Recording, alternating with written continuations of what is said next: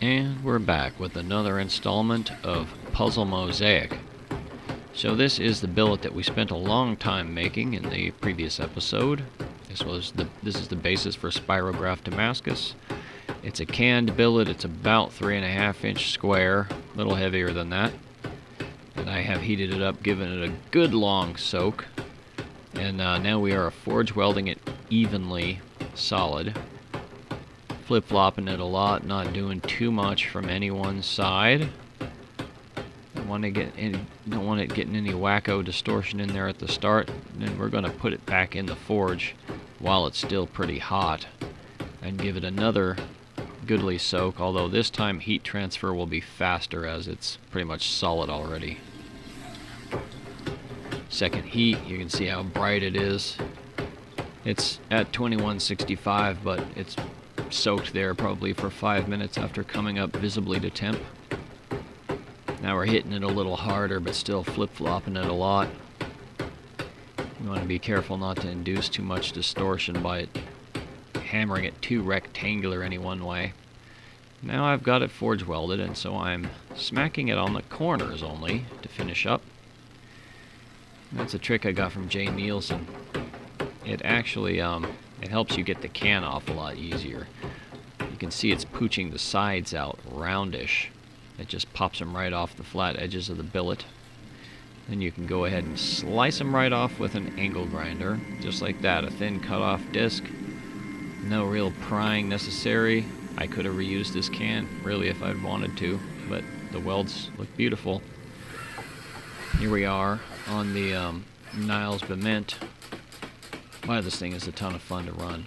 It hits faster than the Beaudry, at least when it's got its full air pressure, and so it's a little better for drawing, I suppose. But it's also nice to just kind of, alternate and just kind of get a wider range of hammer experience in your day. You can see me rolling it up a little bit and forging one of the corners in because it wanted to go a little bit rhombus. Got that fixed pretty easy. Now we're just starting to draw it out. We're going to need to draw this out quite a long ways into two pieces. And that's about one heat for the Bement there. Need a bigger compressor still. Over here at the twisting machine now. I'm at a welding heat. I put it in there. This is a 2 horsepower Oster bolt and pipe threader, but it adapts beautifully into a steel twisting machine because the actual headstock on it is what carries the threading dies. In my case, I just made blank dies, which act as just chuck jaws, and then the carriage actually holds a self-centering vise, so it's just perfect. You can see me grabbing the middle of the billet there to slow the twist rate and cause it to twist toward the headstock. Now it's twisted nice and tight. Heat it back up to a welding heat, and I'm just going to planish the entire surface shut. You'll see me start to just kind of roll it and kind of screw it through the dies here at a welding heat, just planishing it all over because I don't want any corners sticking out and kind of pooching the welds open or making like the threaded aspect from the twists accentuate. I want to kind of planish it into a forge welded round bar after twisting. I will note that this is actually half of the billet here. The other half I also twisted, but I twisted it left hand, and this is twisted right hand because you need to pair them opposite each other in the multibar billets. So I did this whole procedure for 2. I think this is maybe the second half. Me forge welding the surfaces all shut on that, and planishing it all over so I have one right hand and one left hand twist billet each. And they're still quite heavy. I twisted them at 1-inch square, and then actually twisting them upsets them somewhat. Doing it on the machine like that makes it a heavier round section.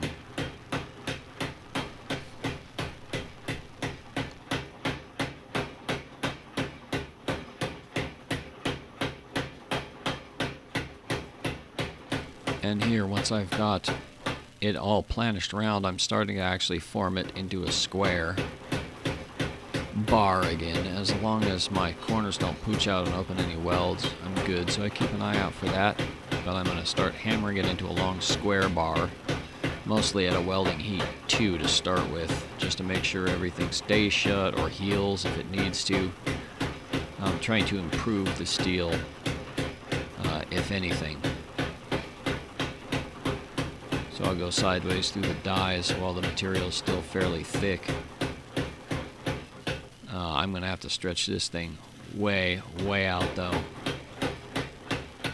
And this is about the length right here that I can practically fit into my ribbon forge and heat evenly up.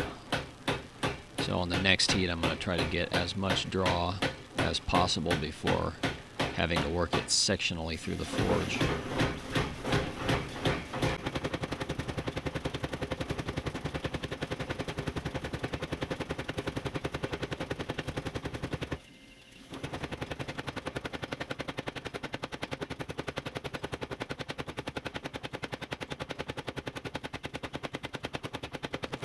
Right now you're seeing me work a later piece. And here's a trick that I do sometimes. I take the first piece that I drew out, which is half of one of these halves, and I'm using it to serve as, it's cold now, so I'm using it to serve as a kiss block to forge the other bar down to, so the two bars end up the same dimension square, because they will be in a billet together. I'm going to need to end up with 8 bars total for each of right and left hand twist. More drawing out of bars here.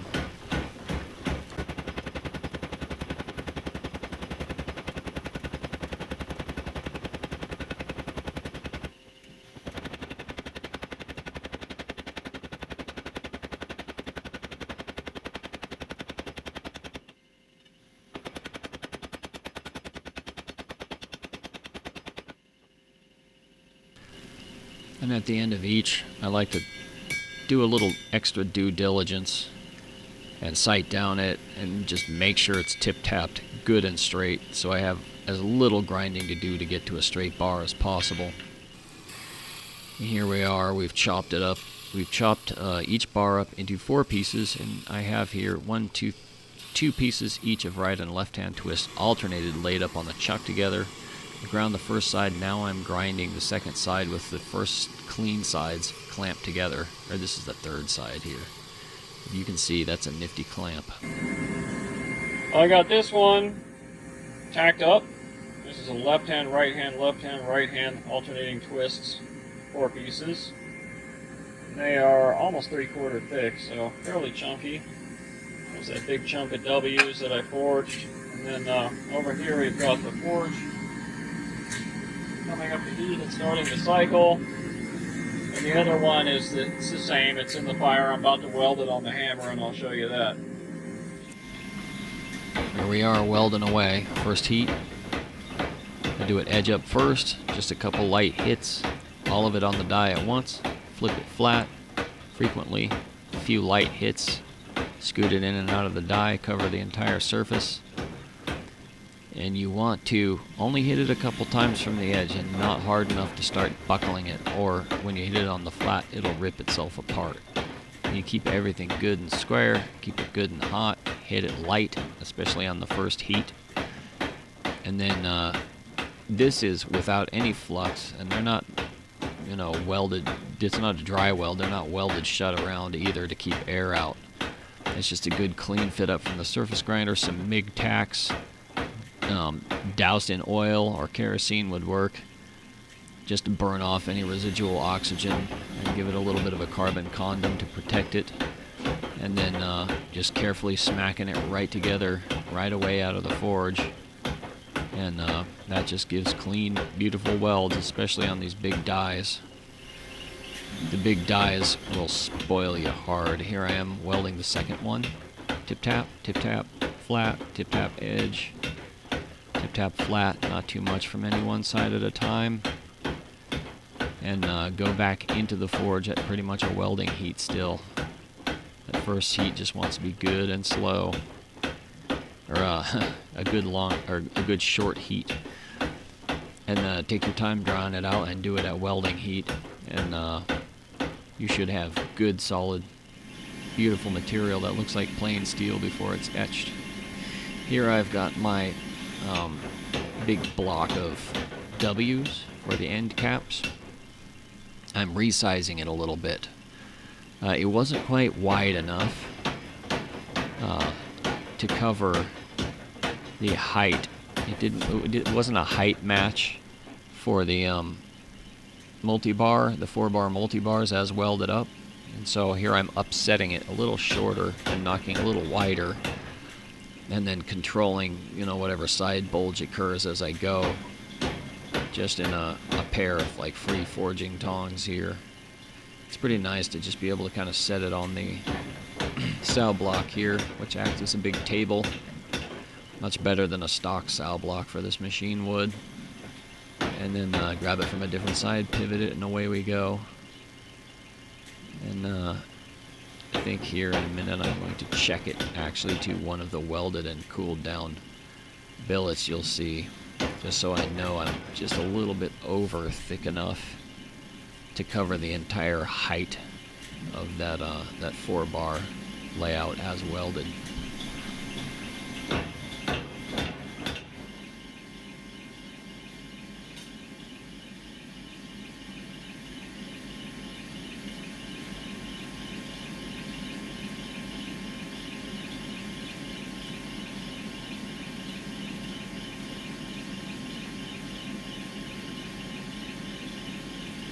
And that was good to go. So now we're going to give it some subcritical anneals, make sure it's soft enough to cut, and it'll be time to rip it.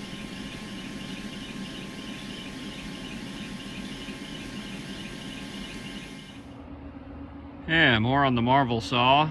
So I wired in a switch for the coolant pump, or the blade coolant pump. This has formerly been all the time on, and we can't be having that, so I wired a toggle switch here.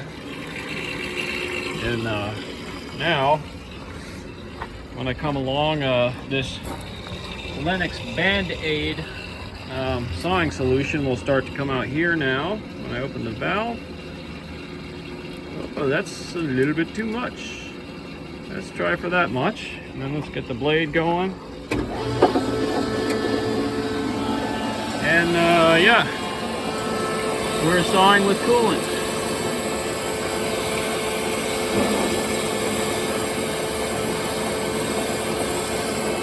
Perfect for a loaf of Damascus such as that one right there. Boom. Good morning. So we're off on another day of this spirograph keyhole Damascus adventure. I have got the 2 multibar billets welded up. They're sitting over here on the hammer having cooled down. I gave them a nice anneal, and then also I kind of re-dimensioned my W's block a little bit, made it a little bit taller and a little bit thicker so that I would have room to cut 4 nice slices off of it, just the right width. So we're going to surface grind that W's block and then slab it out, and then let's have a look real quick at these 2 multibar billets. And here those are. You can see they have a nice uniform surface, and they behaved quite well under the hammer. I didn't draw them out very much, left them pretty thick because we want not a lot of draw and plenty of thick dimension, because we'll also be forge welding the caps onto these and then drawing that out to more of a blade length and profile, and then putting on Damascus bolsters too. So right now I'm going to actually surface grind those down to more or less clean so I can know what the dimension is that I need to multiply by 4 to cut my slices off the W loaf. And we're over on the Marvel here.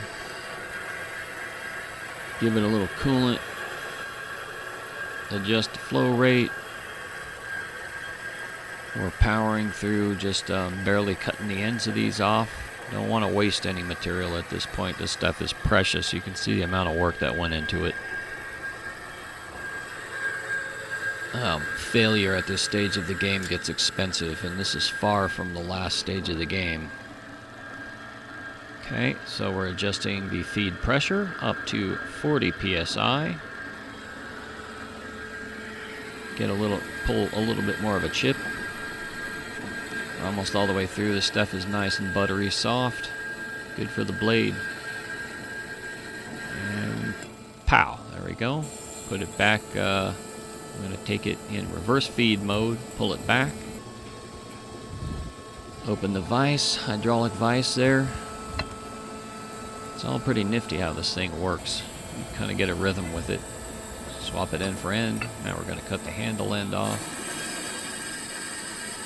Same deal. Nice thing is you can just kind of walk away and let this do its thing if you're doing cuts that take a little bit more time. Ends are cut off both billets. They're both on the chuck, and we are surface grinding them both to the same thickness right now. And you can see one's a little thicker than the other, but we'll make sure they're both ground symmetrically. Here's our big block of W's, squaring it up and grinding it flat. You can see the angle iron on there. Alright, I have this chunk of W's lightly surface ground on all sides, squared up. It is annealed nicely. And now I'm going to cut some slices, so I gotta mark those out. Cut a nice slice to match the thickness of this surface ground spirograph section. There's one mark. Now, what I could do is mark it all out, including blade widths right now, but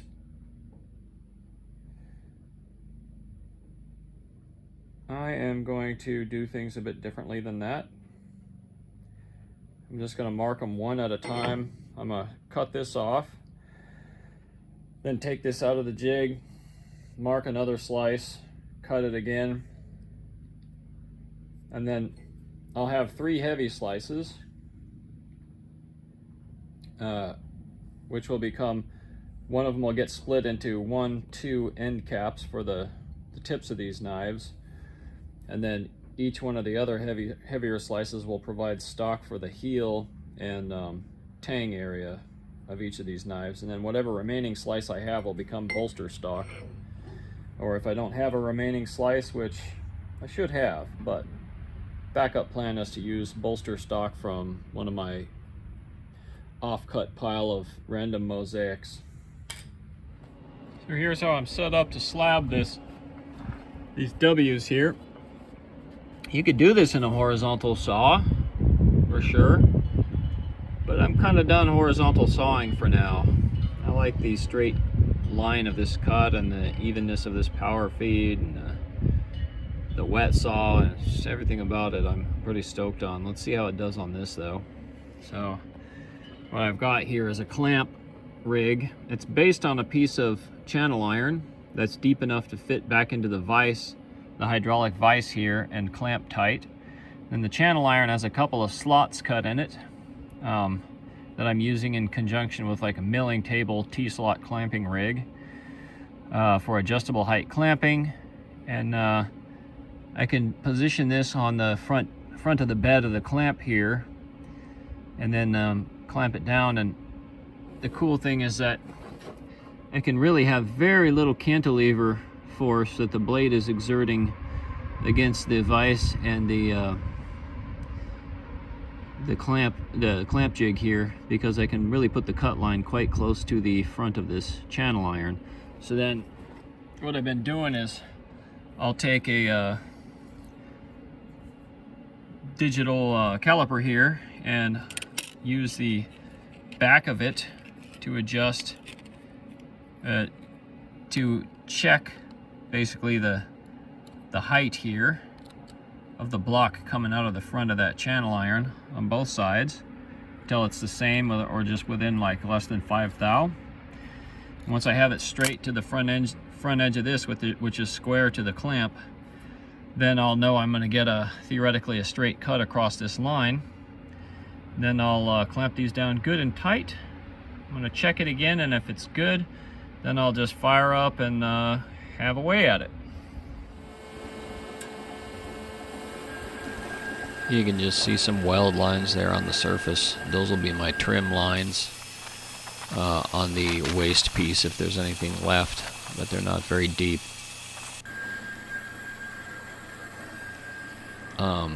You can see the saws feeding very nicely through there. It cut a beautiful straight line. The coolant really helps. And it takes a while for it to just get through something this tall and thick. But like I say, the saw doesn't need too much babysitting, particularly with its own coolant rig. You can see it dripping down there into the pan below. Can't wait to move this thing indoors. I've got my an actual spot in the shop all cleared out and prepared by now. This is sometime after I shot this video and it's ready to go in. And here we are trimming the last piece off. And we're done with that portion of the job. And here we have it. 3 nice slices of pretty dang even thickness to each other. And 1 remnant slice. It's not quite thick enough for bolsters, so we're going to see what else we can find for bolster stock. But anyway, this gives me enough material for my puzzle integrals. And now we have got our 3 chunks and our 2 chunks surface ground, nice and clean on both sides and same height as each other. Still plenty thick. And now we are going to start cutting male puzzle pieces on the multibar sections and female puzzle pieces to fit them on the W's blocks. And I'm probably going to bisect this W's block and make 2 of the female puzzle pieces out of these for the tips of these knives. Then these 2 will become heels. Thanks for watching. Stay tuned.